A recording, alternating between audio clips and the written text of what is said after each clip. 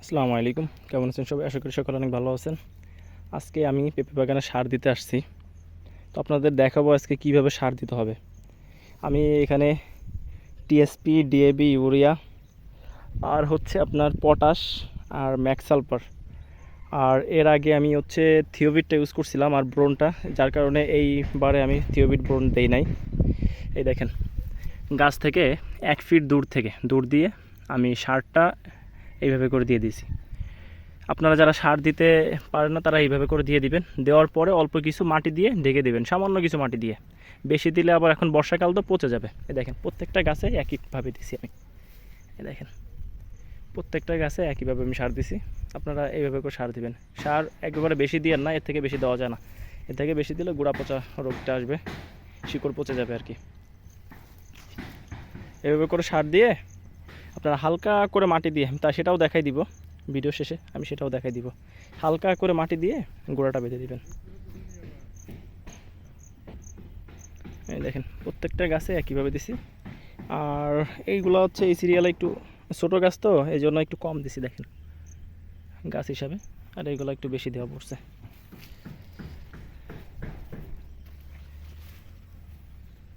দেখেন, প্রত্যেকটা গাছে এভাবে করে দিছি। আরও কিছু গাছ দেওয়া বাকি আছে। আর মাছ দিয়ে যেসব ঘাস আছে এটা বিষ মেরে দিব। এই সারটা দেওয়া হয়ে গেলে বিষ দিয়ে দেবো, যাতে এই ঘাসটা মরে যায়, আর মরার পরে যাতে এই সারগুলা ঘাসে না খেতে পারে, যার কারণে সার দেওয়ার পরে বিষ দেব।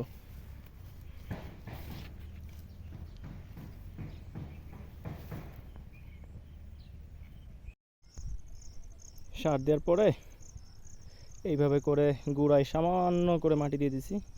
গুঁড়ায় দিইনি, মানে চারপাশ দিয়ে দিছি সামান্য করে। দেখেন, গোড়ার শিকড় কিন্তু প্রায় দেখা যাচ্ছে। সামান্য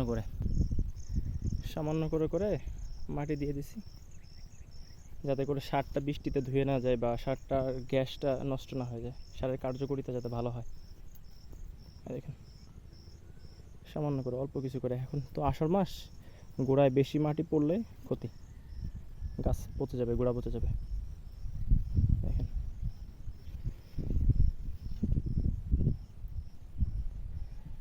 এভাবে করে। আর এখান থেকে সামান্য করে ড্রেন দিছি। আমার জমিটা হচ্ছে উঁচু, ওই সাইডে উঁচু, আবার এই পিছনের দিকে হচ্ছে নিচু, যার কারণে আমার ড্রেন তেমন একটা লাগে না, পানি এমনি চলে যায়, পানি বাঁধে না এখানে।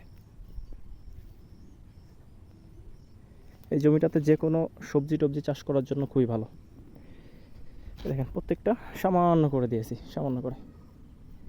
এইভাবে করে গোড়া বেঁধে দিলে আশা করি কোনো সমস্যা হবে না।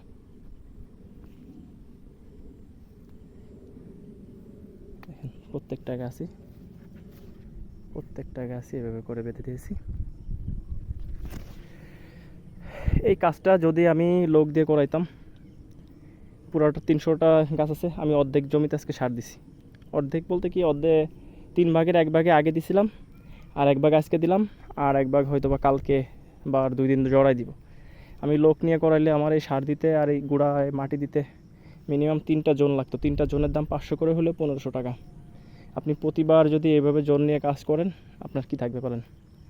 তার থেকে একটু একটু করে করা ভালো, এই আর কি। এগুলো বেঁধে দিয়েছি। আর আস্তে আস্তে করে যে ঘাস আছে মোটামুটি পরিষ্কার করে দিছি। পরিষ্কার না করতে পারলে পোড়া বিষ আছে, ঘাস মারা পোড়া বিষ, ওইটা দিব। পচন দেওয়া যায় না, আগেও দিয়েছি আমি। আমার আগের ভিডিও আছে, সেখান থেকে দেখে নিয়ে আমি কীভাবে বিষ দিয়েছি। এই যে এই সাইডেরগুলো আগে দিছিলাম আমি সার, এই যে দিয়ে, তখন আবার বৃষ্টি ছিল না, তখন একটু গুঁড়া বেশি করে বেঁধে দিছিলাম। এই দেখেন, এই গাছগুলো মোটা হয়ে পড়ছে অনেকটা।